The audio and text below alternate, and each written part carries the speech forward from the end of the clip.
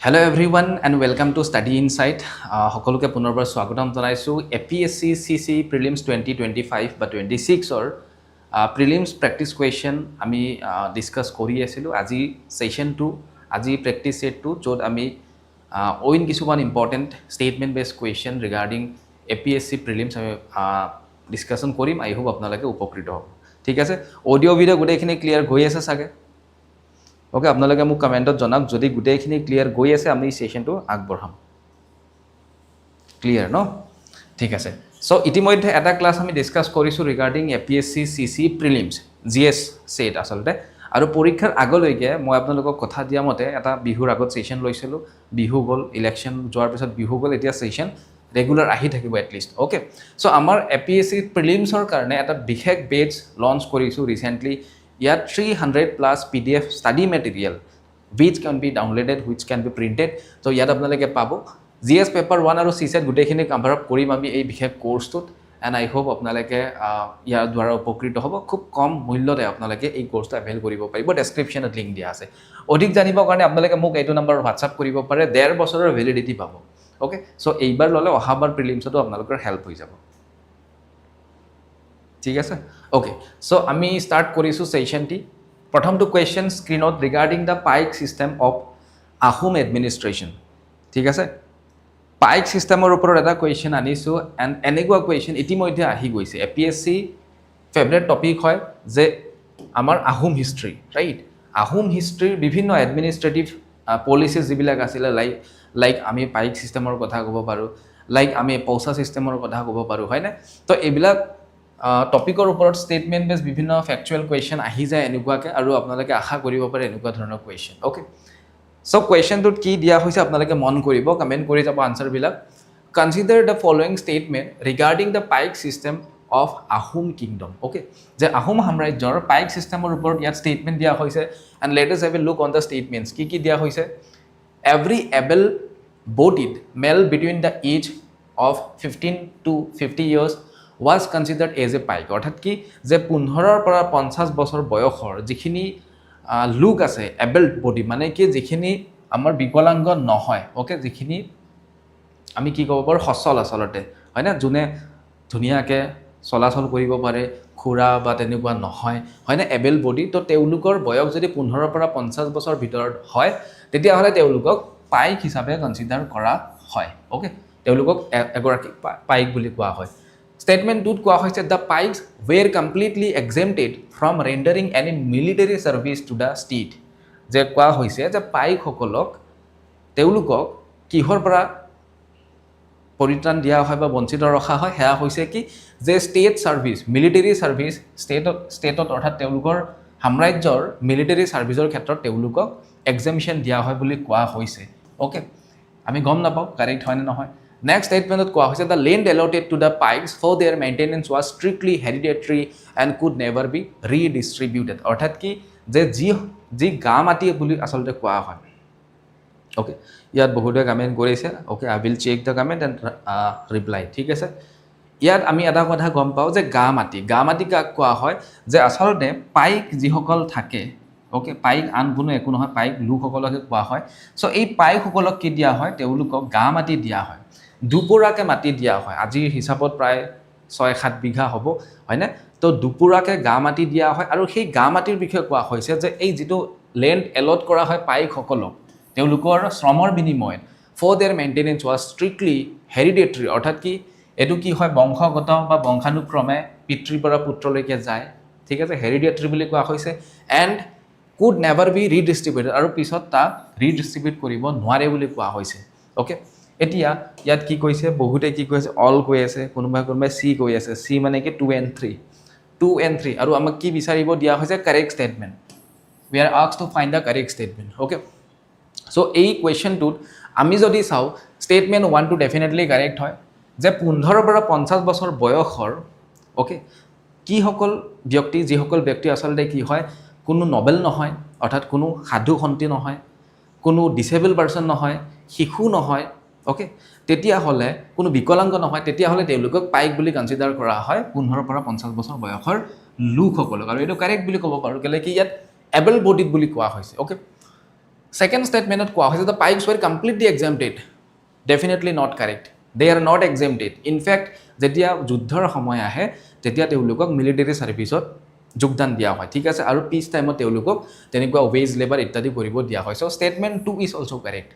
আৰু থাৰ্ড স্টেটমেন্টত যেটো কোৱা হৈছে যে এইবিলাক হেৰিডিটৰী হয় যি গাঁ মাটি তেওঁলোকক দিয়া হয় দুপুৰাকে হেয়া হেৰিডিটৰী বুলি কোৱা হৈছে নহয় these are not hereditary okay হেবিলাক হেৰিডিটৰী নহয় প্লাস কি হয় এইবিলাক ৰিডিস্ট্ৰিবিউট কৰিব পাৰে ষ্টেটে যদি কোনো ব্যক্তি কোনো পাইক যদি ঢুকাই যায় কোনো পাইক যদি অবসৰ পায় 50 বছৰ পিছত গতিকে সেই মাটি দুখৰ সেই পাইক জনে হেৰিডিটৰী হ'ব নোৱাৰে যে মোৰ লৰাক দিম এতিয়া বা মই বিকিম তেনেকুৱা কৰিব নোৱাৰে আৰু হেয়া কি কৰিব চৰকাৰে অৰ্থাৎ আহোম এডমিনিষ্ট্ৰেচনে পুনৰ লৈ ল'ব আৰু পুনৰ তাক ৰিডিস্ট্ৰিবিউট কৰিব পাৰিব তেওঁলোকৰ নিজৰ ইচ্ছাত ওকে কোনোবাই কৈছে আসাম পুলিচৰ কাৰণেও লাগে ক্লাছ ডেফিনেটলি আনিম ওকে আৰু ইনফ্যাক্ট এই এপিএসসি সিৰিজটো ওইন এক্সামৰ কাৰণে হেল্পফুল হয় ইয়াত বেসিক্যালি অসম ৰিলেটেড কোৱেশ্চন মই আনি আছো ওকে পিছলে কাৰেন্ট ৰিলেটেড কোৱেশ্চনো আহি যাব সো ইয়াত যদি চাও আমাৰ কোনটো কারেক্ট হয় স্টেটমেন্ট 1 and 2 অনলি কারেক্ট হয় okay option yes sir statement 1 only correct হয় মই কলো এটো এক্সামটেড তেওঁলোকে এক্সামটেড নহয় স্টেটমেন্ট 1 অনলি কারেক্ট হয় ঠিক আছে বাকি দুটা স্টেটমেন্ট কারেক্ট নহয় গতিকে আপোনালোক বহুতে ভুল কৰিছে ওকে এ হ'ব আনসাৰ ইয়াতে সি বা ডি বহুত আনসাৰ কৰি আছে কাৰেক্ট আনসাৰ হ'ব এ আৰু এত কি কোৱা হৈছে কোনটো কাৰেক্ট অনলি 1 টু কাৰেক্ট বাকি চাওক ইয়াতে মিলিটাৰী সাৰ্ভিসৰো তেওঁলোকে দিব লাগিব ওকে বহুতে ভাবে যে পাইক সিস্টেম মানে হৈছে কেৱল শ্ৰমদান পাইক সিস্টেম মানে শ্ৰমদান হয় হে আপোনালোকে সিভিল ক্ষেত্ৰতো হ'ব পাৰে বা ডিউৰিং ওয়াৰ টাইম বা মিলিটাৰী সাৰ্ভিসৰ ক্ষেত্ৰতো হ'ব পাৰে এন্ড এগেইন গামাটিৰ বিষয় মই ইতিমধ্যে কলো নাও এডু কোৱেশ্চন বহুতে কৰিছা বাট কিছুমান এনেকুৱা এসপাইৰেন্ট থাকিব যোনে প্ৰথম আহিছে যোনে প্ৰথম এপিএসসি দিব পাইক সিস্টেম কি হয় কি নহয় একো আইডিয়া নাই তেওঁলোকক মই ধুনিয়াকে বৰ্ণনা কৰি দিম আছে যিখিনি মই আপোনালোকক ডেসক্ৰাইব কৰিলো সেইখিনি ইয়াত ধুনিয়াকে লিখা আছে ৰাইট সেইখিনি লিখা আছে কোনোবাই ইচ্ছা কৰিলে স্ক্ৰিনশ্বট ৰাখিব পাৰে ওকে ওকে নেক্সট আমি ইয়াৰ বিষয়ে ভালকে চাম ঠিক আছে গোটেইখিনি বস্তু also this are MCQ question but যিখিনি সম্ভৱ মই ইনফৰমেশন ভৰপুৰ আনিব ট্ৰাই কৰিছো ওকে চাওক ইয়াত কোৱা হৈছে গাঁ মাটি মই ইতিমধ্যে আপোনালোকক কৈছো যে গাঁ মাটি কি হয় যে চাওক আসলতে পাইক সিস্টেমটো কি হয় এটা এনেকুৱা বিশেষ সিস্টেম যেটো কেৱল অসম বা আহোম এডমিনিষ্ট্ৰেচন বুলি নহয় Kachari kingdom Jaintia kingdom Manipur kingdom very importantly মনত ৰাখিব যে অসমত আহোম কিংডমৰ লগতে প্যাৰেলেলি বা কিছু বছৰ আগতে ইনফ্যাক্ট এই সিস্টেমটো কোনে আসলতে চলাইছিলে হেয়া মণিপুৰ কিংডমত চলিছিলে হেয়া কছাৰী কিংডম যে ডিমাছা কিংডম বা কছাৰী কিংডম তাতো চলিছিলে তাৰ লগে লগে জয়ন্তীয়া কিংডমত চলিছিলে মেঘালয়ত ৰাইট তাৰ লগে লগে এই বিশেষ সিস্টেমটো কৰ পৰা অহা এটো মংমাওৰ পৰা অহা হয় চাইনাৰ পৰা ইনফ্যাক্ট অহা হয় ঠিক আছে ৰাইট সো নাও এই গামাটি কি হয় যে তেওঁলোকে যে শ্ৰমদান দিয়ে যেনেকৈ আমাৰ ভিডিপি পাৰ্টি থাকে ন হয়নে গাঁওবিলাকত কি হয় ৰাতি ৰাতি কাবাৰ বৃহস্পতিবাৰ কাবাৰ শুক্ৰবাৰ কাবাৰ সপ্তাহত দুদিন হয় গতিকে এই ভিডিপি পাৰ্টিৰ কি কাম হয় যে গাঁৱত যাতে ৰাতি কোনো বেয়া কাণ্ড নহয় চুৰি নহয় গাঁও পহৰা দিয়ে সেইটো পাইক সিস্টেমটো তেনেকুৱা অৰ্থাৎ কি যেনেকৈ মোগল সাম্ৰাজ্যত আমি যদি চাওঁ মোগল সাম্ৰাজ্যত কোনোবাই যদি 100 কেজি ঘেঁহু উৎপন্ন কৰে তেতিয়াহ'লে তেওঁ 50 কেজি কি কৰিব লাগিব লেটছ সে কি 50 কেজি অৰংজেবে বিচাৰিব যে টেক্সেছ দিয়া 50 কেজি বাকি তুমি এনজয় কৰা কিন্তু আহোম এডমিনিষ্ট্ৰেচনত একালত আমি যদি চাওঁ প্ৰায় 17 শতিকাত যেতিয়া মুমাই তামুলী বেজবৰুৱা তেওঁৰ নেতৃত্বত ইয়াক পুনৰ গঠন দিয়া হয় ধুনিয়াকে সিস্টেমেটিক্যালি এপ্ৰোচ কৰা হয় আন্ডাৰ দা কিং কোন হয় প্ৰতাপ সিংহ হয় না প্ৰতাপ সিংহ ৰাজত্ব কালত মুমাই তামুলী বৰবৰুৱা যিগৰাকী লাচিত বৰফুকনৰ পিতৃ তেখেতে ইয়াক ষ্ট্ৰাকচাৰেলি আসলতে এই বিশেষ সিস্টেমটো বনায় যাক পাইক বুলি কোৱা হয় আৰু পাইক সিস্টেমত প্ৰতিগৰাকী এবল পাৰ্সন অৰ্থাৎ যদি কোনো সাধু সন্ত নহয় যদি কোনো ডিসেবল পাৰ্সন নহয় শিশু নহয় তেতিয়াহ'লে তেওঁলোকে 15 পৰা 50 বছৰৰ সেই বিশেষ সচল লোকসকলে কি কৰিব লাগিব শ্ৰমদান দিব লাগিব ঠিক আছে আৰু এতিয়াও বিভিন্ন গাঁৱত এইবিলাক শ্ৰমদান চলে বাৰু সেই শ্ৰমদানৰ ভিত্তিত কি হ'ব যে তেওঁলোকে বিভিন্ন কাৰ্য কৰিব কোনোবাই এডমিনিষ্ট্ৰেচন চলাব হয় না কোনোবাই মেনুৱেল কাম কৰিব লেবাৰ কাম কৰিব ওয়েজ লেবাৰ কৰিব ওয়েজ লেবাৰটো ডেফিনেটলি নহয় ওয়েজেছ দিয়া নহয় তেওঁলোকক তাৰ পৰিৱৰ্তে তেওঁলোকক কি দিয়া হয় দুপৰাকে মাটি দিয়া হয় তাক কোৱা হয় গাঁ মাটি আৰু সেই মাটিত নিজে তেওঁ শস্য উৎপাদন কৰি নিজৰ পোহপাল নিজৰ জীৱিকা অৰ্জন কৰিব পাৰিব বুজি পাইছে তো আলটিমেটলি ইয়াত টেক্সেছৰ বিপৰীতে তেওঁলোকে শ্ৰমদান দিব লাগিব আৰু সেই শ্ৰমদানৰ ফলত কি হ'ব ৰাজকোষত ভালেখিনি তেওঁলোকৰ লাভালাভ হ'ব হয়নে এই শ্ৰমৰ জৰিয়তে তেওঁলোকে এক্সট্ৰা যি খৰচ হয় কমি যাব ডেফিনেটলি এডমিনিষ্ট্ৰেচন চলাবলৈ হয়নে So যে গা মাটি তাক আমি যদি ইংৰাজীত চাওঁ লিটাৰেলি বডি ল্যান্ড বুলি কোৱা হয় was a plot of cultivable land typically 2 পুৰা আৰু 2 পুৰাত কিমান হয় মই আপোনালোকক কৈছিলো যে 6 ৰ পৰা 8 বিঘা মোটামুটি মাটি হ'ব allotted rent free by the Ahom kingdom to each Paik যি adult male হয় আসলে আৰু মনত ৰাখিব Paik male সকল কেৱল ফিমেল সকল নহয় ঠিক আছে পুৰুষ সকল in exchange for compulsory labor service and it was non transferable non hereditary and reverted to the state upon the Paik's death অৰ্থাৎ যদি Paik গৰাকীৰ মৃত্যু হয় বা অৱসৰ হয় তেতিয়া হলে ষ্টেটে তাক আকৌ ৰিক্লেইম কৰিব বা সেই মাটি লৈ ল'ব পুনৰ In Paik system, adult and able males called Paiks were obliged to render services to the state and form its militia in return for a piece of land for cultivation owned by the kingdom. তাৰপিছত কোৱা হৈছে The mature structure was designed by কোনে মুমাইল দামুলি বৰবৰুৱা মানে মুমাই দামুলি বৰবৰুৱা কিমান 1608 কবাত 1609 বুলিও পাব আপোনালোকে গতিকে দুটা কাৰেক্ট হয় আৰু পিছলে যদি চাও যি জয়ধ্ব সিংহ সুতামলা বা জয়ধ্ব সিংহ যিগৰাকী শাসক হয় তেখেতৰ নেতৃত্বত আকৌ 1658 চনতো ই খুব পিকত থাকে আসলতে এই বিশেষ ইমপ্লিমেন্টেশনটো right the system continued to evolve over time to meet the needs of the Ahom state তাৰ পিছত কি হয় যেতিয়া মোৱামৰীয়া বিদ্ৰোহ আৰম্ভ হয় 18 শতিকা তেতিয়া ইয়াৰ ই কলাপস হৈ যায় হয়নে 1769 ৰ পৰা 1805 লৈকে কি হয় মোৱামৰীয়া বিদ্ৰোহ হয় মায়ামৰা সত্ৰৰ যি আসলতে আমাৰ সাধু সকল থাকে তো তেওঁলোকে আসলতে কি কৰে ৰিভল্ট কৰি দিয়ে আহোমৰ বিপক্ষে আপোনালোকে নিশ্চয় মোৱামৰীয়া বিদ্ৰোহ শুনিছে আৰু ইতিমধ্যে মই আসাম হিষ্ট্ৰীত পঢ়াইছো গতিকে মোৱামৰীয়া বিদ্ৰোহৰ সময়ত পাইক সিস্টেম কলাপস হৈ যায় বন্ধ হৈ যায় ঠিক আছে সো আমি বুজি পালো হয়নে ইয়াৰ লগে লগে মনত ৰাখিব পাইক ডেজিগনেশনস কিনি ইম্পৰ্টেন্ট হয় আমি বহুতে মুখে মুখে শুনি থাকো আসলতে পাইক ডেজিগনেশন কি আজিৰ ডেটত বহুত ডেজিগনেশন বৰা ফুকন ৰাজখোৱা হয়নে হৈকিয়া এইবিলাক ডেজিগনেশন আসলতে কি হয় পাইক সিস্টেমৰ জৰিয়তে আহিছে যেনে এডমিনিষ্ট্ৰেটিভ হায়াৰাৰ্কিৰ ওপৰত আসলতে ডিপেন্ডেন্ট হয় বৰা কাক কোৱা হয় যে এগৰাকী এনেকুৱা ব্যক্তি যাৰ অধীনত 20 গৰাকী পাইক থাকে ইন চাৰ্জ অফ 20 পাইক যোনে 20 গৰাকী পাইকক নেতৃত্ব দিয়ে প্ৰতিনিধিত্ব কৰে তেওঁক বৰা বুলি কোৱা হয় হয়নে ওকে যোনে যোনে বৰাই চাই আছা গম পাইছা কমেন্ট কৰিবা ওকে কোনোবা বৰাই যদি চাই আছা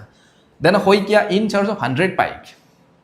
আপোনালোকে অসমত ইমূৰৰ পৰা সিমূৰলৈ যদি চাই ধুবুৰীৰ পৰা খদিয়ালৈকে হৈকিয়া লোক আছে বৰা লোক আছে গতিকে এই হৈকিয়া বা বৰা কোনোবা কি হ'ব পাৰে কোনোবা যদি সেই সময়ত কলিতা লোক আছিলে কোনোবা কায়স্থ লোকো আছিলে কোনোবা আহোমো আছিলে কোনোবা আমাৰ ৰাজবংশীও আছিলে তো তেওঁলোকেও ইনফেক্ট হি হৈছিলে এনেকুৱা টাইটেল বিলাক গ্ৰহণ কৰিবলগীয়া হৈছিলে তেওঁলোকৰ যি ডেজিগনেশন সেই ডেজিগনেশনটো তেওঁলোকৰ সাৰনেম হৈ যায় এটা সময়ছোৱা ঠিক আছে ওকে হৈকিয়া 100 গৰাকী পাইকক যোনে নেতৃত্ব প্ৰদান কৰে হাজৰিকা 1000 গৰাকী আমি গমে বা হাজৰিকা 1000 গৰাকী হৈকিয়া 100 গৰাকী বৰা 20 গৰাকী ঠিক আছে ৰাজখোৱা 2000 ৰ পৰা 3000 পাইক যেতিয়া নেতৃত্ব দিয়ে তেখেতক ৰাজখোৱা বুলি কোৱা হয় দেন ফুকন ওকে ফুকন এ সিনিয়ৰ অফিচাৰ গভৰ্নিং 6000 পাইক 6000 পাইকক নেতৃত্ব দিয়ে ফুকন দেন বৰ ফুকন আছে ৰাইট তো তেনেকে হায়াৰাৰ্কি মেইনটেইন কৰে স্যাৰ জিটি পিজিটিত পলিটি আৰু ইকনমিক্সৰ ভিডিওবিলাক কেতিয়া আহিব ঠিক আছে এতিয়া এইটো যদি চাবলৈ আহি যা ক্লাছটো এইটো চোৱা পলিটিৰ ক্লাছও আহি যাব ইতিমধ্যে ভালেখিনি ক্লাছ আছে সেইখিনি এটেন্ড কৰক ওকে টাইপস অফ পাইক কেতিয়াবা এইবিলাকৰ ওপৰতো আহি যাব মনত ৰাখিব কানৰি পাইক আটাইতকৈ বেছি 80% কানৰি পাইক কি হয় largest group of acting as soldiers during war and labor or peasants during peace time অৰ্থাৎ কি শান্তিৰ সময়ছোৱাত ৰাজ্য যেতিয়া শান্তি বৰ্তি থাকে তেতিয়া তেওঁলোকে এজ এ লেবাৰ হৈ থাকে কিন্তু যেতিয়া যুদ্ধ হয় war টাইম হয় তেতিয়া তেওঁলোকে সোলজাৰ হিচাপে কৰ্মৰত হয় ওকে তাক কোৱা হয় কানৰি পাইক আনটো হৈছে সমুৱা পাইক ওকে সমুৱা পাইক কি হয় যে হায়াৰ ৰেংক অফিচাৰ্স এইবিলাক এনেকুৱা ব্যক্তি হয় যাৰ স্কিল থাকে দক্ষতা থাকে যেনে আমাৰ কি এলাইট ফ্যামিলিৰ পৰা আৰ্টিসানস মানে শিল্পী হ'ব পাৰে ট্ৰেডাৰ্স হ'ব পাৰে হয় না বণিক হ'ব পাৰে and who were exempted from direct personnel service and acting instead as traders craftsmen or minor officials অৰ্থাৎ কি যে তেওঁলোকে কিছু অফিচাৰৰ তলতীয়া অফিচাৰ হিচাপে তেওঁলোকে সাৰ্ভিস প্ৰদান কৰে নিজে ম্যানুৱেল ওয়াৰ্ক নকৰে সমুৱা পাইক বিলাতিয়া পাইক কি হয় তেওঁলোকে আসলতে আমাৰ যিসকল নবেল থাকে নবেল মানে আমাৰ যিসকল সভ্ৰান্ত লোক থাকে বা হাই অফিচিয়েলস থাকে আহোম কোৰ্টত হয়নে তো সেই সকলক কিছুমান প্ৰভিন্স চাবলৈ দিয়া হয় আৰু সেই প্ৰভিন্সক এডমিনিষ্ট্ৰেচন কৰিবলৈ কিছুমান পাইক ৰখা হয় আৰু সেই বিলাতিয়া পাইকসকল সেই সকল পাইক আসলতে বিলাত মানে কি বিদেশ তো সেইকাৰণে বিলাতিয়া পাইক বুলি কোৱা হয় যে যিখিনি আহোম এডমিনিষ্ট্ৰেচনত অইন ৰাজ্য আমাৰ নবেল বা আমাৰ কিছুমান অফিচিয়েলক চাব দিয়া হয় সেইখিনিৰ অধীনত আমাৰ বিলাতীয়া পাইকে কাম কৰে ওকে দেন দেৱালীয়া পাইক কি হয় তেওঁলোকে টেম্পল বা সত্ৰ বা ৰিলিজিয়াছ যি ইনষ্টিটিউশ্যন বা মনেষ্ট্ৰিজ আছে তাত তেওঁলোকে কৰ্মৰত থাকে ঠিক আছে সেইখিনি হৈছে দেৱালীয়া পাইক আনটো হৈছে বাহতীয়া পাইক কি হয় তেওঁলোকক হিল যিখিনি হিলি ৰিজন তেওঁলোকে আচলতে কাভাৰ কৰে ব্ৰিটিছে বা কনকেৰ কৰে ওকে তো সেই হিলি ৰিজনৰ যিগৰাকী হিল মাষ্টাৰ থাকে বা গাঁও বুঢ়া বা গাঁও প্ৰধান থাকে তো তেওঁৰ লগত আচলতে ছাৰ্ভিচ প্ৰদান কৰে ওকে বাহতীয়া পাইক আৰু এই পাইকটোত বহুতে যাব নিবিচাৰে that is Y often force বুলি কোৱা হৈছে এই পাইক গৰাকীৰ অকণমান কষ্টটো বেছি হয় ওকে হিল এৰিয়াত যাবলগীয়া হয় আনহাতে খেল পাইক এটা অন্যতম য'ত আচলতে বিভিন্ন খেল থাকে খেল বুলি ক'লে দুটা কথা আহিছে এটা হৈছে পাইকৰ খেল আৰু গোট দুটা প্ৰকাৰ আছে বাট ইয়াত খেলটো বুজোৱা হৈছে এই যিবিলাক স্পৰ্টছ ওকে যেনেকৈ নাও খেল যেনেকৈ হাতী খেল ইত্যাদি হয়নে তো এই বিভিন্ন কাম কাজবিলাকত তেওঁলোকে যেনে খাৰ খেল হয়নে ব্লেক স্মিথছ বা গান পাউডাৰ মেকাৰ্ছ তো এই খেলবিলাক চোৱা চিতা কৰে আমাৰ খেল পাইকে ঠিক আছে বাট আমাৰ পাইক ছিষ্টেমৰ খেল বুলি ক'লে এটা গোট ডাঙৰ গোট বুজায় আৰু খেলৰ পিছত কি থাকে গোট থাকে ওকে এইবিলাক বস্তু সব পাইক ছিষ্টেমৰে হয় ঠিক আছে যে খেল বুলি ক'লে কেইটামান গোটৰ সমাহাৰ ঠিক আছে আৰু গোট বুলি ক'লে এটা গোটত 4 গৰাকীকে পাইক থাকে ঠিক আছে ক্লিয়াৰ হয়নে নেক্সট কুৱেশ্যনৰ পিনে মুভ কৰিছোঁ ওকে এটা কুৱেশ্যন আমি ভালেখিনি পঢ়িলোঁ গোটেইখিনি পাইক ছিষ্টেমৰ বিষয়ে পঢ়িলোঁ ওকে পাইক ছিষ্টেম কোনে আনিছিলে প্ৰতাপ সিংহ হয়নে ক'ব গ'লে অফিচিয়েলি প্ৰতাপ সিংহ নেতৃত্বত কোনে মোমাই তামুলী বৰবৰুৱা কিমান চনত 1608 চনত ঠিক আছে মনত ৰাখিব এইটো APSC CC প্ৰিলিম 2023ত আহি যোৱা কুৱেশ্যন ৰিগাৰ্ডিং চৰাইদেউ মৈদাম ওকে 2023ত চৰাইদেউ মৈদাম ইউনেস্কো হেৰিটেজ সাইট হোৱা নাছিলে এণ্ড ডেট ইজ ৱাই আপোনালোকে এই কুৱেশ্যনটোৰ আনচাৰ কি চালে বেলেগ পাব আজি মোৰ ক্লাছত আপোনালোকে আনচাৰ বেলেগ পাব ওকে ইয়াত কোৱা হৈছে this are mounts containing the remains of the royalty of the Barman dynasty definitely not correct হয়নে চৰাইদেউ মৈদাম বৰ্মন বংশৰ লগত জড়িত নহয় so' this is not the correct statement they are located along the foot hills of Patkai range okay Charaideo এখন জিলা in fact এতিয়া ক'ত আছে পাটকাই পৰ্বতৰ সমীপতে হয় ডেফিনেটলি কাৰেক্ট হয়নে ওচৰতে পাটকাই আছে কাৰেক্ট হয় Charaideo is the 42nd UNESCO world heritage site in India so' now I want the question answer in comment box okay I need the answer of this question in comment box two only বুলি কৈছে বহুতে ইয়াত correct ষ্টেটমেণ্টটো বিচাৰিব দিয়া হৈছে and যোনে option B কৈ আছা অপশ্যন চি কৈ আছা বহুতে মই জানো এই কুৱেশ্যনটো দেখিলে টেণ্ডেঞ্চি কি আহিব বিং এন এছপাইৰেণ্ট টেণ্ডেঞ্চি আহিব যে 2 আৰু 3টো কাৰেক্ট ওকে 2 আৰু 3টো correct and that is why এই কুৱেশ্যনটো মোক যেতিয়া আমাৰ কম্পাইলাৰে যেতিয়া বনাই দিছিলে কুৱেশ্যনটো নৰ্মেলি মই চেঞ্জ কৰি দিছোঁ নিজে কুৱেশ্যনটো কিয় চেঞ্জ কৰিছে মই জানো আপোনালোকৰ টেণ্ডেঞ্চি কি আহিব এইটো কাৰেক্ট নহয় বুলি আমি চবেই জানো কাৰণ বৰ্মন বংশ হ'বই নোৱাৰে হয়নে বৰ্মন বংশ 400 500 600 চনতে আছিলে আহোমসকল 1200 চনত আহিছে ওকে পাটকাই হিলত আছে বুলি তাৰ ফুট হিলছত আছে বুলি আমি জানো আৰু এইটো আমি গমে পাওঁ ইউনেস্কো কি হয় এটা ৱৰ্ল্ড হেৰিটেজ সাইট হয় but it is not 42nd এই কথাটোতো আপোনালোকে মনত ৰখা নাই বহুতে হয়নে সেইকাৰণে ফচাইছোঁ ইয়াতে ইউনেস্কো 43rd যেটো আমাৰ সাইড হয় ইন্ডিয়াৰ হেতু হৈছে আমাৰ চৰাইদেউ মৈদাম নট 42nd সো এই ষ্টেটমেন্টটো ইনকাৰেক্ট হয় ষ্টেটমেন্ট কোনটো কাৰেক্ট হয় ষ্টেটমেন্ট 2 টো কাৰেক্ট হয় statement 2 only option B is the correct answer যোনে অপশ্যন বি দিয়া আছে ডেফিনেটলি কাৰেক্ট ওকে 43rd আমাৰ হ্যাঁ হয় ইউনেস্কো হেৰিটেজ সাইট হয় ওকে ইন্ডিয়াৰ টোটাল ইউনেস্কো হেৰিটেজ সাইট কিমান আছে এজ অফ এপ্ৰিল 2026 44টা আছে ৰিসেন্টলি কোনটো হৈছে যেটো মাৰাঠা ৱাৰফিল্ড মানে আপোনালোকে গম পায় মাৰাঠা ৱাৰফিল্ড তাক 44 দিয়া হয় আৰু 43rd টো আছিল আমাৰ অসমৰ 2024 চনত ডিক্লেয়াৰ কৰা হৈছিল অসমৰ চৰাইদেউ মৈদাম ওকে চৰাইদেউ মৈদামত কিমানটা বুৰিয়েল সাইট আছে এটো কোৱেশ্চন হ'ব পাৰে 90টা আছে মনত ৰাখিব ঠিক আছে ইয়াৰ লগতে আমি কিছুমান এডিশনাল ইনফৰমেশন ৰাখিছো মনত ৰাখিব যে অসমত টোটাল 3টা ইউনেস্কো হেৰিটেজ সাইট আছে দুটা কালচাৰেল এটা ন্যাচাৰেল ক্ষমা কৰিব দুটা ন্যাচাৰেল এটা কালচাৰেল আৰু কালচাৰেলটো একমাত্ৰ আমাৰ কি হয় চৰাইদেউ মৈদাম ওকে ওকে ইয়াত কৈছো মই যে 386টা মৈদামছ এক্সপ্লোৰ কৰা হৈছে সো ফাৰ ওকে যে আহোম এডমিনিষ্ট্ৰেচনৰ সময়ছোৱাত কি হৈছিলে বুৰিয়েল কৰা হৈছিলে হয়নে অৰ্থাৎ কি মৃত্যুৰ পিছত পুতি দিয়া হৈছিলে ওকে ৰজা মহাৰাজাসকলক আৰু এনেকে মৈদাম বনাই দিয়া হৈছিলে বাট আমি যদি সব পিছলৈকে কি হয় ক্ৰেমেশন আহি যাব যি আমাৰ অন্ত্যেষ্টিক্ৰিয়া যি আমাৰ দাহ দিয়া প্ৰথা আহি যাব ক্ৰেমেশন আৰু যেতিয়া ক্ৰেমেশন হয় তেতিয়া কি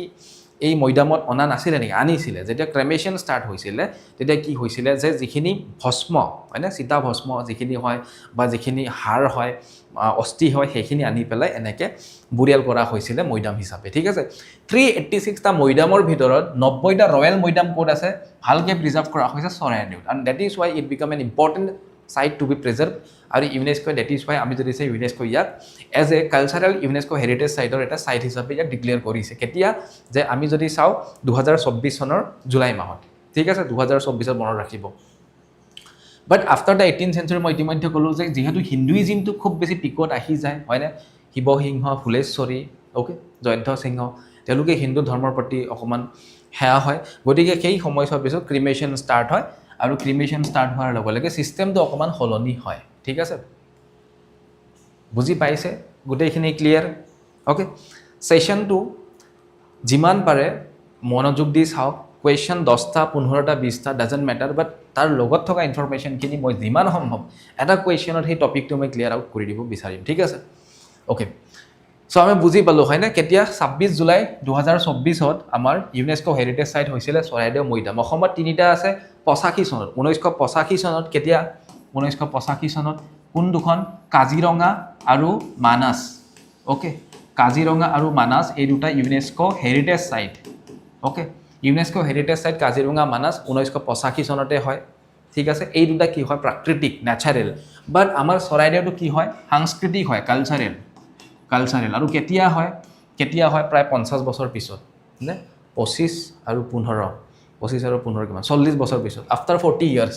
হয় না 2024 ৰ 26 জুলাই তাৰিখে কাৰেক্ট আৰু এইটো ভাৰতবৰ্ষৰ 43rd হয় আৰু অসমত যদি চাও the 3rd হয় ওকে মনত ৰাখিবলৈ সহজ অসমত 3rd আৰু ভাৰতবৰ্ষৰ 43rd okay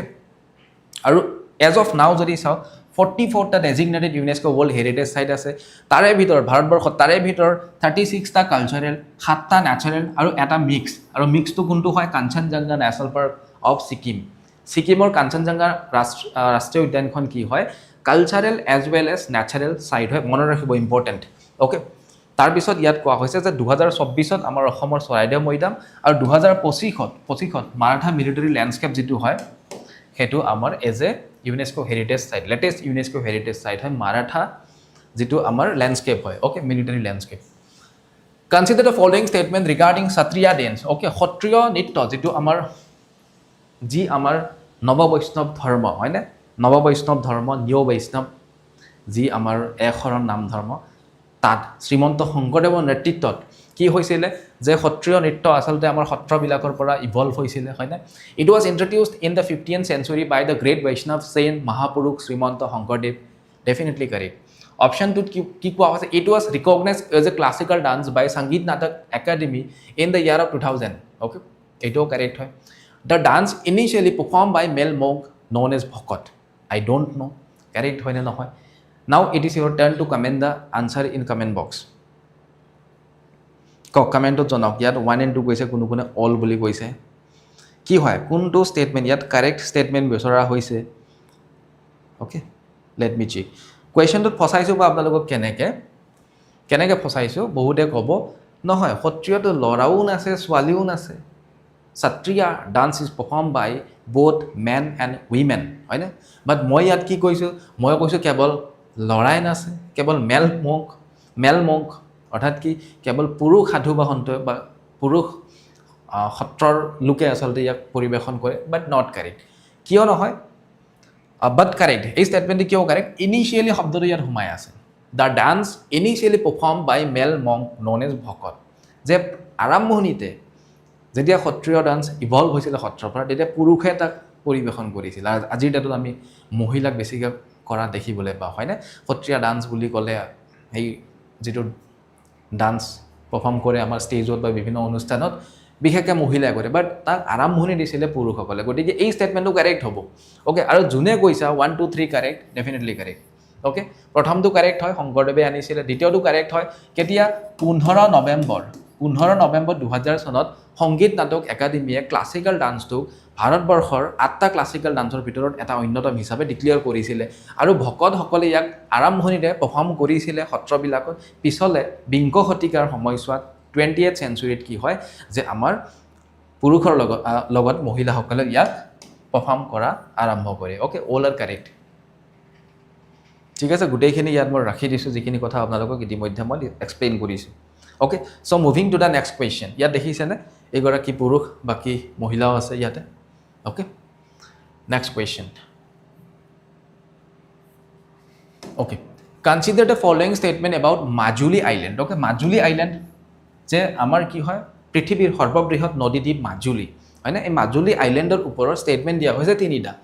It is the first island district of India, definitely correct. যে ভাৰতবৰ্ষৰ প্ৰথমখন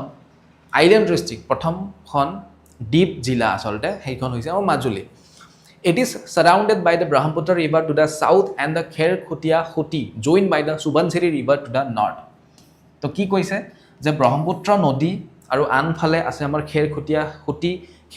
খুটিয়ে লগ হ'ব সোৱণশিৰিত আৰু তেনেকৈ ব্ৰহ্মপুত্ৰত লগ হ'ব আৰু তেনেকৈ আমাৰ আইলেণ্ডৰ সৃষ্টি কৰিছে definitely correct okay It was formed due to channel shift caused by earthquakes and severe floods in the 18th century. Okay. Kok. Yat kunu C বুলি কৈছে 1 and 3 আৰু kunu কৈছে 1 2 and 3 let us check. Okay. Statement 3 যেটো হয় সেইটো correct হয় যে 18 শতিকাত আসলতে আমাৰ কি হৈছিল 1750 আমি যদি চাও 1750 কি হৈছিল ফ্লাড আহিছিল earthquake as well as flood আৰু যাৰ ফলত কি হৈছিল সোৱণশিৰি নদীত আমাৰ খেৰকটীয়া খুটি আমাৰ জন্ম হৈছিল যেটো গৈ সোৱণশিৰি নদীত লগ হয় আৰু সোৱণশিৰি নদী গৈ ব্ৰহ্মপুত্ৰত লগ হৈ পেলাই আইলেণ্ডৰ সৃষ্টি কৰিব সো আমি যদি চাও 1 2 and 3 all are correct okay 1 2 3 both গোটেই কেইটা ষ্টেটমেণ্ট কাৰেক্ট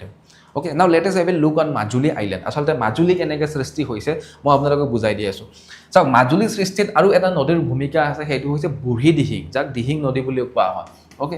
বুঢ়ী দিহিং যেটো হয় আমি কিহৰ কাৰণে জানো যে গৰা খহনীয়া হয় না গান আছে ন দিহিঙৰ গৰা জুহিছে খহিছে আছে নে তো বুঢ়ী দিহিং নদীটো আসলতে খুব আমাৰ হেয়া কাৰণে বিখ্যাত গৰা খহনীয়া আৰু বুঢ়ী দিহিং নদীত যেতিয়া অভাৰফ্লো হৈছিল ওৱাটাৰ সেই অভাৰফ্লো ওৱাটাৰে আহি পেলাই খেৰকটীয়া খুটিৰ সৃষ্টি কৰে আসলতে ওকে এতিয়া চাব এইটো হৈছে ব্ৰহ্মপুত্ৰ নদী এনেকৈ বৈ আহিছে পূবৰ পৰা হয়নে হেয়া আপাৰ আসাম হয়নে মধ্য অসম লোৱাৰ আসাম ঠিক আছে যোৰহাট ডেফিনেটলি এইখিনি আপাৰ আসাম এইখিনি মিডিল আসাম দেন লোৱাৰ আসাম তো আমাৰ কি হৈছে ব্ৰহ্মপুত্ৰ নদী চাইনা হৈ টিবেট হৈ পেলাই আমাৰ কি হয় অৰুণাচল হৈ পেলাই অসমত সোমাই আহি এনেকৈ বৈ আহিছে ওকে ঠিক আছে যোৰহাট হৈ বৈ আহিছে ইয়াতে আমাৰ কি আছে ঢকুৱাখানা আছে লখিমপুৰ আছে এইপিনে ধেমাজি আছে ঠিক আছে এ ঢকুৱাখানা এইপিনে নৰ্থ লখিমপুৰ এইপিনে ধেমাজি আছে ওকে সো এই যেটো ব্ৰহ্মপুত্ৰ নদী এনেকৈ আহি আছে সিম্পল আনহাতে এনেকৈ অৰুণাচলৰ পৰা আমাৰ কি সোৱণশিৰি নদী নামি আহিছে ওকে আৰু এই সোৱণশিৰি নদী আহি পেলাই ব্ৰহ্মপুত্ৰত লগ হৈছে ঠিক আছে এনেকৈ লগ হৈছে মানচিত্ৰত ইমান ভালকৈ নাই বাৰু আৰু এই ব্ৰহ্মপুত্ৰৰ পৰাই খেৰকটীয়া খুটি বুলি সাধাৰণ খুটি এটা আহি পেলাই আকৌ কি হৈছে আমাৰ আহি পেলাই ক'ত লগ হৈছে সোৱণশিৰি নদীত লগ হৈছে তো আল্টিমেটলি কি যে ব্ৰহ্মপুত্ৰ এফালৰ পৰা আহিছে ৰাইট সাইডৰ পৰা ব্ৰহ্মপুত্ৰ লেফট সাইডৰ পৰা সোৱণশিৰি আৰু মাজত কানেক্ট কৰি দিছে এই দুটা নদী কোনে খেৰকটীয়া খুটিয়ে যাৰ ফলত এইখিনি জেগা আইলেণ্ড হৈ গৈছে ওকে বাট আপোনালোকে যেনেকৈ ধৰক আন্দামান হওক লাক্ষাদ্বীপ হওক যিবিলাক আইলেণ্ড সাগৰৰ মাজত থাকে তাৰ ভাইবটো ইয়াত নাপাব মাজুলীত গ'লে আপোনালোকে যদি নিমাতী ঘাট হৈ যায় যোৰঘাট হৈ গম পাব আইলেণ্ড বাট আপুনি যেতিয়া ঢকুৱাখানা হৈ যাব হয়নে তেতিয়া লখিমপুৰ ঢকুৱাখানা হৈ গ'লে আপুনি ফিলে নকৰিব যে আইলেণ্ড হয় ঠিক আছে তো সেইটোৱে কথা যে খেৰকটীয়া এটা সৰু খুটি হয় বাট টেকনিকেলি যদি চাওঁ মাজুলী ইজ এন আইলেণ্ড বাট আপুনি যদি এটা সাইডেৰে যায় আপুনি গমেই নাপাব যে আইলেণ্ড ঠিক আছে এটা সৰু খুটি আচলতে যাক কোৱা হয় খেৰকটীয়া খুটি আৰু এইটো কুৱেশ্যন পৰীক্ষাত আহে যে কোনটো নদী আচলতে মাজুলী আইলেণ্ড সৃষ্টিত আটাইতকৈ বেছি জড়িত সেয়া হৈছে ডেফিনেটলি ব্ৰহ্মপুত্ৰ আৰু সোৱণশিৰি আৰু তাৰ লগত হৈছে খেৰকটীয়া খুটি ওকে আৰু খেৰকটীয়া খুটিৰ উৎপত্তিত কোনে সহযোগিতা যোগায় বা আচলতে কোনে দায়বদ্ধ সেয়া হৈছে বুঢ়ী দিহিং নদী ঠিক আছে সো আমি বুজি পালো এইখন মানচিত্ৰত যদি আমি চাওঁ এয়া মাজুলী হয়নে কমলাবাৰী সত্ৰ এয়া ব্ৰহ্মপুত্ৰ বৈ আহিছে এয়া আমাৰ সোৱণশিৰি বৈ আহিছে আৰু এয়া আমাৰ খেৰকটীয়া খুটিয়ে গৈ সোৱণশিৰিত লগ হৈছে আৰু ডেফিনেটলি এইখিনি আইলেণ্ড হৈ গৈছে ন ঠিক আছে বুজি পাইছে ক্লিয়াৰ সবে বুজি পাইছে কাৰেক্ট ওকে নেক্সট ওকে ইয়াত গোটেইখিনি দিয়া হৈছে ষ্টেটমেণ্টবিলাকৰ বিষয়ে হয়নে যে মাজুলী কেতিয়া ডিষ্ট্ৰিক্ট হৈছিলে তেতিয়া কোন চিফ মিনিষ্টাৰ আছিলে সৰ্বানন্দ সোণোৱাল 2016 চনত ওকে জুন 27 2016ত মাজুলী অসমৰ এখন জিলা হিচাপে পৰিগণিত হৈছে আৰু ভাৰতবৰ্ষৰ প্ৰথমখন জিলা যিখন জিলা আমাৰ কি হয় আইলেণ্ড ডিষ্ট্ৰিক্ট মাজুলী যোৰহাট জিলাৰ পৰা কাটি পেলাই বনোৱা হৈছে carved out from Jorhat district okay second স্টেটমেন্টত যদি চাও সাৰাউণ্ডিং ৰিভাৰ ইতিমধ্যে আমি পঢ়িলো সোৱণশিৰি খেৰকুটীয়া খুঁটি আৰু ব্ৰহ্মপুত্ৰ ঠিক আছে আৰু থাৰ্ড স্টেটমেন্টত যদি চাও ইয়াৰ হিষ্ট্ৰী কি যে 1750 চনত যি ফ্ৰিকুৱেণ্ট আৰ্থকুৱেক হৈছিল আৰু তাৰ পিছত ক্যাটাষ্ট্ৰফিক ফ্লাড হৈছিল যাৰ ফলত আসলতে আমাৰ মাজুলী আইলেণ্ডৰ সৃষ্টি হৈছে ওকে ইনফ্যাক্ট মাজুলী আইলেণ্ডত আজিৰ ডেটত কি হয় খুব গৰা খহনীয়া হয় আৰু মাজুলী আইলেণ্ডৰ যি মাটিকালি হেয়া ক্ৰমান্বয়ে কমি আহিছে okay Consider the following statement regarding Orunodoi scheme. Okay, Orunodoi 3.0 ahi gol. Anyway, Orunodoi scheme or upper question ahi thake. Yat ki koa hoise it is a DBT or a direct benefit transfer scheme. Okay, targeted primarily at women who are heads of the household. So Orunodoi asoni khon ki hoy je Orunodoi asoni joriote ji family asolte vulnerable hoy khub brittle hoy মানে খুব বেছি আসলতে দুৰ্বল হয় আৰু প্ৰাইমাৰিলি কি হয় যে উইমেন হেড হয় অৰ্থাৎ কি মহিলাই চলায় ধৰক কোনো মহিলা বিয়া নাই হোৱা হয়নে 50 বছৰ হৈ গৈছে কোনো ছোৱালী বিকলাংগ বা কোনো মা দেউতাক কেৱল ছোৱালীজনীয়ে চাই আছে তো তেনেকুৱা ফেমিলিক আচলতে টাৰ্গেট কৰা হয় আৰু এইটো এটা ডিবিটি বুলি কয় ডিবিটি কাক কোৱা হয় যেতিয়া টকা গভৰ্ণমেণ্টে ডাইৰেক্ট বেনিফিচিয়াৰী একাউণ্টত প্ৰদান কৰে তাক ডিবিটি বুলি কোৱা হয় ঠিক আছে সো ষ্টেটমেন্ট 1 টো কাৰেক্ট হয় ষ্টেটমেন্ট 2 কোৱা হৈছে families possessing more than 5 bighas of agriculture land are eligible for enhanced benefits under this scheme যে কাবাৰ যদি 5 বিঘাতকৈ অধিক ভূমি থাকে তেতিয়াহ'লে তেওঁলোকে বেছি enhanced benefit পাব বেছিকৈ টকা পাব বুলি কোৱা হয় definitely not correct it provides a monthly financial assistance to vulnerable families to produce medicines and nutritional items হয় না correct so আমি কি গম পালো 1 and 3 correct only 1 and 3 and are correct only okay আজিকালি অৰুণোদয়ৰ পইচাৰে মেডিসিন আৰু কি আছে এইটো আমাৰ হাউসহোল্ড আইটেম বা নিউট্ৰিশনাল আইটেমছ হয় না কিনা মই দেখাই নাই আপোনালোকে দেখিছে যদি কমেন্টত জনাব মই বহুতক দেখিছো অৰুণোদয়টো আহিলে জিও ৰিচাৰ্জ পেক ভৰাই লয় হয় না তাৰ পিছত ৰিলাৰ হ'ব ফেসবুকৰ হ'ব ওকে এনিৱে বহুতখিনি লোক আছে তাৰ মাজতে তাৰ হট ব্যৱহাৰো কৰিছে হয় না Okay, ji নহক কিয় বা এইবিলাক বস্তু আহি থাকিব গৈ থাকিব but our target should be we should remember এইবিলাক বস্তু পৰীক্ষা ডেফিনেটলি আহে 1250 টকা এতিয়া দিয়া হয় এটা সময়ত 840 দিয়া হৈছিল আই থিংক এতিয়া কিমান দিয়া হয় 1250 ঠিক আছে 1250 रुपीस প্ৰদান কৰা হয় পাৰ মান্থ ওকে ৰিসেন্টলি কি হৈছিল ৰিসেন্টলি 9000 আপোনালোকৰ গায়ব হৈয়ে হয় না আইতা মাহি খুৰি ফন্টি বাইদেউ বহুতে লাভ কৰিছে হয় না বিফৰ ইলেকশন ওকে So আমি পঢ়িলো হয় না মাজত জনাই দিও যে APSC Prelims ৰ কাৰণে in fact this course will be very much beneficial for APSC Mains as well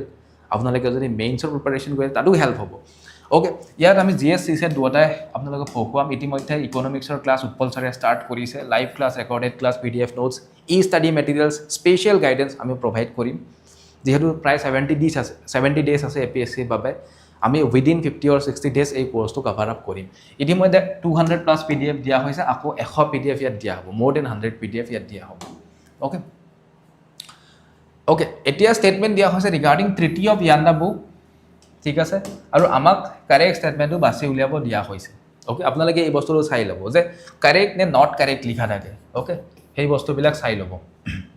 okay treaty of Yandabo 1826 চনত ব্ৰিটিছ ইষ্ট ইণ্ডিয়া কোম্পানী আৰু বাৰ্মিজ কিঙৰ মাজত হৈছিল ওকে 1826 1826 চনত কি হৈছিল ইয়াত 1 and 2 বুলি কমেন্ট আহিছে ওকে এনিৱে চাই লও ডেফিনেটলি হৈছিল যে ব্ৰিটিছ ইষ্ট ইণ্ডিয়া কোম্পানী আৰু বাৰ্মিজ কিঙৰ মাজত হৈছিল হয় না through this treaty the Burmese agreed to abstain from all interference in the affairs of Assam Manipur and Cachar ঠিক আছে অসম মণিপুৰ কাছাৰ ঠিক আছে আৰু এটা ঠাই আছিল সেয়া হৈছে ম্যানমাৰৰ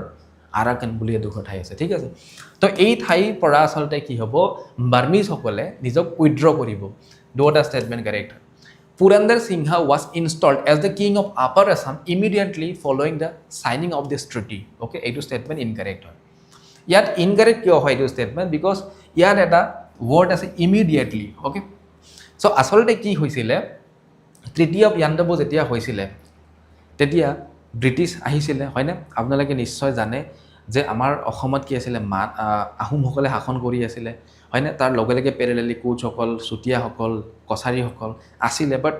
আটাইতকৈ যদি চাওঁ শক্তিশালী সেই সময়ছোৱাত আছিল আহোমসকল কিন্তু আহোমৰ মাজত কি হৈছিলে বিসম্বাদ বা ইণ্টাৰনেল কনফ্লিক্ট হয় য'ত বদন বৰফুকনে কি হয় তেওঁ ডেফিনেটলি তেওঁ উলিয়াই দিয়া হয় বৰফুকন পদবীৰ পৰা আৰু তেখেতে কলকাতাত গৈ পেলাই এগৰাকী বাৰ্মিজ লোকক লগ পায় আৰু তেতিয়া অসমত যে ইণ্টাৰনেল কনফ্লিক্ট হৈ আছে বা অসমত আচলতে বিসম্বাদ সৃষ্টি কৰাৰ উদ্দেশ্যেৰে তেওঁ সেই গৰাকী লোকক অসমলৈকে ইনভাইট কৰে তেওঁৰ বন্ধুত্ব ভাল হয় আৰু সেইগৰাকী লোকে আচলতে ম্যানমাৰত গৈ বা সেই সময়ৰ বাৰ্মাত গৈ পেলাই অসমত চলি থকা সেই ইণ্টাৰনেল কনফ্লিক্ট বা সেই যিবিলাক দুৰ্বলতা তাৰ বিষয়ে কয় যাৰ ফলত মানসকল আহে মানৰ দিন বা কলা দিন বুলি কোৱা হয় তো মানসকল খুব কাৰুৰ আছিলে মানে কি তেওঁলোক খুব বেছি ব্ৰুটেল আছিলে আৰু লুটপাট কৰিছিলে হয়নে তেনেকুৱা অনৈতিক কাৰ্য কৰিছিলে অসমক যথেষ্ট লুটিছিলে ঠিক আছে অলদ 17 বাৰ আমাক মোগলে আক্ৰমণ কৰিছিলে হয়নে ভাৰতবৰ্ষৰ প্ৰায় গোটেই অংশ 80% ইণ্ডিয়া কণ্ট্ৰল কৰিছিলে সেই মোগলেও আমাৰ অসমক আচলতে বা আহোম সাম্ৰাজ্যক ফুল্লি জিকিবলৈ সক্ষম হোৱা নাছিলে ওকে ঠিক আছে বাট আমি যদি চাওঁ যেতিয়া আমাৰ আহোমসকলৰ শেষৰ সময়ছোৱাত যেতিয়া আমাৰ ইণ্টাৰনেল কনফ্লিক্ট যেনেকৈ মোৱামৰীয়া বিদ্ৰোহ আহিলে হয়নে গতিকে মোৱামৰীয়া বিদ্ৰোহ অকণমান উইকেন কৰি দিয়ে আহোমসকলক আৰু তাৰ লগে লগে কি হৈছে যে আমাৰ মানসকলে সুযোগ বুজি পেলাই সেই সময়ছোৱাত আহিছিলে আৰু আহি পেলাই কি হৈছিলে অসমত থিতাপি লৈছিলে কিন্তু সেই একে সময়তে আমি যদি চাওঁ এংলো বাৰ্মিজ ৱাৰ হ'ব আৰু সেই ৱাৰত কোনে হাৰিব ডেফিনেটলি বাৰ্মিজসকল হাৰিব আৰু এংলো অৰ্থাৎ ব্ৰিটিছসকলে কি কৰিব প্ৰভুত্ব বিস্তাৰ কৰিব অসমত বা আহোম সাম্ৰাজ্যত আৰু ট্ৰিটি অফ য়াণ্ডাবু যে ম্যানমাৰৰ য়াণ্ডাবুত এটা সন্ধি হ'ব 1826 চনৰ 24 ফেব্ৰুৱাৰী তাৰিখে আৰু সেই সন্ধি মতে ম্যানমাৰৰ যিসকল সৈন্য আছিলে যিসকল লোকে ইয়াত এডমিনিষ্ট্ৰেশ্যন চলাই আছিলে তেওঁলোকক টাটা বাই বাই দিছিলে ঠিক আছে ষ্টেটমেণ্ট 3 যিটো কোৱা হৈছে যে পুৰন্দৰ সিংহক 1826 চনত নহয় বৰঞ্চ যেতিয়া এই চুক্তি হৈছিলে তাৰপিছত ব্ৰিটিছে কণ্ট্ৰল কৰিছিলে বাট আমি যদি চাওঁ এজ এ পাপেট কিং হিচাপে তেওঁক 1833 চনত 1833 তেওঁ ৰজা বনাই ৰাখিছিলে কেলেকি সেই সময়ছোৱাত মানুহৰ মনত আহোম সেন্টিমেন্ট আছিলে আৰু ব্ৰিটিছে বুজি পাইছিলে যে আকস্মিকভাৱে যদি আমি ব্ৰিটিছ এডমিনিষ্ট্ৰেশ্যন ইয়াত লগাই দিওঁ তেতিয়াহ'লে মানুহ অফেণ্ড হ'ব গতিকে সেয়া গ্ৰেজুৱেলি কৰিছিলে 1833 পুৰন্দৰ সিংহক ৰজা বনাই দিয়া হৈছে এণ্ড ডেট ইজ আমি গম পাওঁ যে আহোম সাম্ৰাজ্যৰ শেষৰজন শাসক কোন আছিলে পুৰন্দৰ সিংহ আছিলে ঠিক আছে য়েছ 16 19 21 য়েছ কাৰেক্ট হয়নে 16 নহয় 17 1817 আপুনি ভুল লিখিছে 1817 1819 and 1821 ঠিক আছে মানে এই তিনিবাৰ খুব বিভেদ ইয়াস ইয়াতে কোনো বিলটোই কাৰেক্ট দিছে 17 19 21 কেনেকৈ মনত ৰাখিবলৈ সহজ 2 বছৰৰ মূৰে মূৰে ঠিক আছে মানসকলে তিনিবাৰ প্ৰধানকৈ এটেক দিছিলে ঠিক আছে so 1 and 2 is correct only হয়নে এই গোটেইখিনি কথা ইয়াত ৰাখিছোঁ যে পুৰন্দৰ সিংহক আমি যদি চাওঁ আপাৰ আছামৰ কিং হিচাপে এপ্ৰিল 1833 তেওঁ নিয়োগ কৰা হৈছিলে not 1826 so আমি যদি চাওঁ স্টেটমেন্ট 3 সেইকাৰণে কাৰেক্ট নহয় ওকে নেক্সট কুৱেশ্যন এইটো APSC Prelims 2020 ত আহি গৈছিলে এখন পেপাৰত মই নিজে বহিছিলোঁ ইম্পৰ্টেণ্ট এটা কুৱেশ্যন বেটেল অফ চৰাইঘাটৰ ওপৰত বাট ইজি কুৱেশ্যন আছিলে এইটো ওকে কেতিয়া হৈছিলে 1671 ত যে বেটেল অফ চৰাইঘাটৰ যুদ্ধ 1671 ত হৈছিলে কাৰ মাজত Mughal empire and Ahom kingdom definitely হয় না আহোম মুঘলৰ মাজত correct statement 2 The Ahom army was led by Lachit Borphukan while the Mughal forces was led by Ram Singh I. Ram Singh এক প্ৰথম ৰাম সিং হয় না এটাও কাৰেক্ট হয় ঠিক আছে এটাও কাৰেক্ট স্টেটমেন্ট হয় আৰু স্টেটমেন্ট 3 কোৱা হৈছে the battle was primarily a naval engagement on the Brahmaputra river at Guwahati তিনিওটা স্টেটমেন্ট কাৰেক্ট হয় চাওক আচলতে কি হয় যে যিসকল মুঘল আছিলে তেওঁলোকে স্থল জায়গাত খুব ধুনীয়া যুদ্ধ কৰিছিলে বেটেল অফ আলাবৈ যিডোখৰ ঠাই আমাৰ গুৱাহাটী আৰু হাজোৰ সমীপতে হয় তাত আমাৰ অজস্ৰ সৈন্যক তেওঁলোকে হত্যা কৰিছিলে ইতিমধ্যে ওকে সো আলাবৈ বেটেলৰ পিছত ইনফেক্ট আমি যদি চাওঁ আমাৰ আহোম সম্ৰাটে আচলতে তেওঁ চিন্তনীয় হৈ তেওঁ ডিপ্ৰেশ্যনত গৈ পেলাই ইনফেক্ট মৃত্যু হৈ যায় ওকে বাট উদয়াদিত্য সিংহই যি বেটেল অফ সৰাইঘাট 1671 ত হ'ব লাচিত বৰফুকনক নেতৃত্ব দিবলৈ তেওঁক বৰফুকন হিচাপে তেওঁক এই বিশেষ যুদ্ধত নেতৃত্ব দিবলৈ কৈছিল আৰু যাৰ ফলস্বৰূপে তেওঁলোকে মুঘলৰ আচলতে দুৰ্বলতা কি সেয়া বুজিছিলে ঠিক আছে আৰু সেই কাৰণে তেওঁলোকে কি কৰিছিলে যে গড় বনাই দিছিল যিখিনি স্থল এৰিয়া আছে তাত গড় বনাই দিছিল দুৰ্গম কৰি দিছিল সেই গড়বিলাক এনেকুৱাকৈ ধৰি লওক এয়া ব্ৰহ্মপুত্ৰ নদী পশ্চিমৰ পৰা পূবলৈ আমি যদি চাওঁ তো এই যি এৰিয়া আছিলে আমাৰ ধৰক জালুকবাৰী এৰিয়াটো বা আমাৰ শৰাইঘাট বুলি যিডোখৰ ঠাই আমিনগাঁও হয়নে এই এৰিয়াটোত ডাঙৰ ডাঙৰ দুৰ্গ বা গড় বনাই দিছিলে এইফালে গড় বনাই দিছিলে তো এই বস্তু দেখি পেলাই আচলতে মোগলসকল হতবাক হৈছিলে যে কৰি কি আছে তেওঁলোকে তেতিয়া মোগলে আকৌ বুদ্ধি খটালে যে আমি এটেক কি দিম নাওৰে এটেক দিম এতিয়া উপায়টো নাই তো জাহাজ নাও লৈ আহিছিলে ঠিক আছে আৰু আমাৰ সৈন্যসকল আচলতে আহোম সৈন্যসকল বা আহোম সাম্ৰাজ্যৰ ৰজা বা মন্ত্ৰীসকলৰ খুব বেছি জ্ঞান আছিলে পানীৰ যুদ্ধ লগাটো হয়নে আৰু মোগলসকলে সেয়া খুব তেওঁলোকে দুৰ্বল আছিলে পানীৰ ক্ষেত্ৰত ওকে গতিকে তেওঁলোকক এই যুদ্ধত ইনফেক্ট আমাৰ লাচিত বৰফুকন দেৱে নৰিয়া গাৰে অৰ্থাৎ তেখেতে অসুখীয়া গাৰে এই যুদ্ধ কৰিছিলে আৰু আহোম সাম্ৰাজ্য আচলতে আমাৰ কি মোগলৰ হাতলৈ যাবলৈ দিয়া নাছিলে তেওঁলোকক ভটিয়াই পঠিয়াইছিলে ঠিক আছে সো এই তিনিটা ষ্টেটমেণ্ট কাৰেক্ট হয় ঠিক আছে ষ্টেটমেণ্ট 1 2 3 তিনিটা কাৰেক্ট হয় CC 2020 আহি গৈছে এইটো কুৱেশ্যন yes around 10,000 soldier হয় না battle of Alaboi yes Chakradhwaj সিংহৰ wrong decisionৰ কাৰণে around 10,000 soldier আচলতে মৃত্যুবৰণ কৰিছিলে হয় না okay so next question regarding the national park of Assam কি খুদা হৈছে Raimona National Park in Bodoland Territorial Region is famous for golden langur okay golden langur সোণালী বান্দৰৰ কাৰণে ফেমাস কোন কেইখন ন্যাশনাল পাৰ্ক মনত ৰাখিব Manas national park Raimona National Park আৰু Chakrashila wild life sanctuary okay ঠিক আছে সো গোল্ডেন ল্যাঙ্গুৰৰ কাৰণে ফেমাস হয় ৰাইমনা কাৰেক্ট হয় সেকেন্ড কি কোৱা হৈছে Raimona national park is the westernmost national park in Assam Raimona westernmost হয় নে নহয় নে চক্ৰশিলা ওয়েস্টাৰ্ন মোস্ট বাট ইয়াৰ ন্যাশনাল পাৰ্ক বুলি কোৱা হৈছে এগেইন ডেফিনেটলি ৰাইমনা হয়ও হয় না সো এটো correct Raimona National Park was declared as a national park on 5 June 2021 on the occasion of World Environment Day at Gandhi Mandap in Guwahati হয় না যে বিশ্ব পৰিৱেশ দিৱস এদিনা আছিল 5 জুন 2021 মানে মামা নতুনকৈ চিফ মিনিষ্টাৰ হৈ আহিছিলে মাত্ৰ ৰাইট মানে 2021ত তো তেতিয়া অসমৰ 6 নম্বৰ ৰাষ্ট্ৰীয় উদ্যান হিচাপে ৰাইমনক ডিক্লেয়াৰ কৰা হৈছিল আৰু 9 জুন তাৰিখে দিহিং পাটকাই ডিক্লেয়াৰ কৰা হৈছিল আৰু এতিয়া যদি চাও যোৱা বছৰে কি হয় সিকনা জাহলাও এখন ৰাষ্ট্ৰীয় উদ্যান হিচাপে স্বীকৃতি দিয়া হয় যেটো কোকৰাঝাৰ জিলাতে আছে গতিকে অসমত কিমানখন ৰাষ্ট্ৰীয় উদ্যান আছে টোটাল 8খন আছে ওকে সো এই কোৱেশ্চনটো যদি চাও আমি গুটেকেটা ষ্টেটমেন্ট কাৰেক্ট হয় অল আৰ কাৰেক্ট কেলে কি it is the westernmost national park of Assam okay মই মানচিত্ৰত আপোনালোকক দেখুৱাই দিম আনসাৰ কৰিছে অপশন কি বুলি কৈছে আপোনালোকে সি ডি ডি কৈছে বহুতে কাৰেক্ট ওকে আমি যদি মানচিত্ৰত চাও মনত ৰাখিব according to longitude আমাৰ এই যে লংগিটিউড থাকে ন এইবিলাক কি হৈছে অক্ষাংশ লংগিটিউড হিচাপে আমি যদি চাও ওয়েস্টার্ন মোস্ট হয় ৰাইমনা ন্যাশনাল পাৰ্ক আৰু ইষ্টাৰ্ণ মোস্ট হ'ব আমাৰ দিহিং পাটকাই ওকে অসমৰ আটাইতকৈ উজনিত থকা যদি হয় হেয়া হৈছে ডিব্ৰু চৈখোৱা বাট according to longitude যদি চাও তেতিয়া হলে দিহিং পাটকাই পূব দিশত অৱস্থিত আৰু আটাইতকৈ পশ্চিমত অৱস্থিত হৈছে ৰাইমনা যেটো আমাৰ কচুগাঁও গোসাইগাঁও কোকৰাঝাৰ জিলাৰ গোসাইগাঁও ৰিজনত আছে ঠিক আছে ক্লিয়াৰ ওকে তো আপোনালোকে ইয়াৰ ওপৰত কোৱেশ্চন এনেকৈ পাব পাৰে মানচিত্ৰ খুব বেছি অধ্যয়ন কৰিব আৰু মই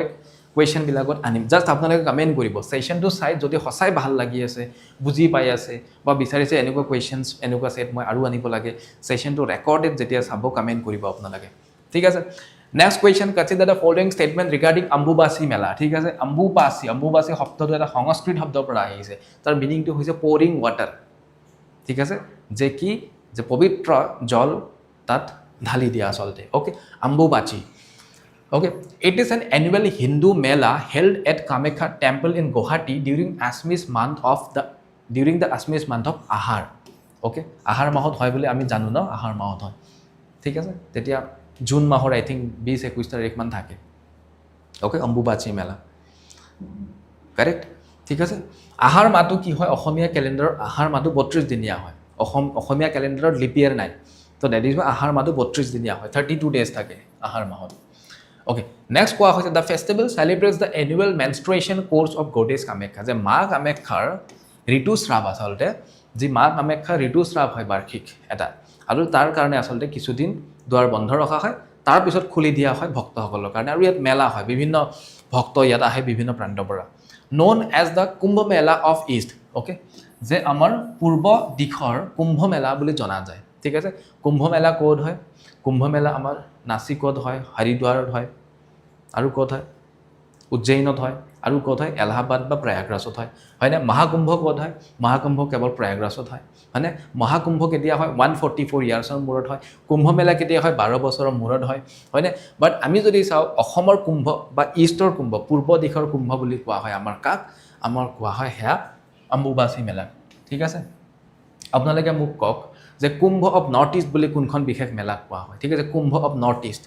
কুম্ভ অফ ইষ্ট বুলি ক'লে আমি গম পাওঁ সেয়া হৈছে আমাৰ অম্বুবাচী মেলা চ' আমি যদি চাওঁ তিনিওটা ষ্টেটমেণ্ট কাৰেক্ট হয় আপোনালোকে মোক কওক কুম্ভ অফ নৰ্থ ইষ্ট বুলি কোনখন মেলা কোৱা হয় যোনে যোনে লাইভত আছে কমেণ্টত মোক জনাব লাগে অ'কে য়েছ ডিব্ৰুগড় আৰু তিনিচুকীয়াত আছে বুলি কোনোবাই কমেণ্ট কৰিছিলে যে ডিব্ৰু চৈখোৱাখন ডিব্ৰুগড় আৰু তিনিচুকীয়া জিলাত বিস্তৃত হৈ আছে হয়নে ঠিকে কওক কোনে ক'ব পাৰিব কমেণ্টত জনাওক আগৰ কুৱেশ্যনটো যিটো মই সুধিছিলোঁ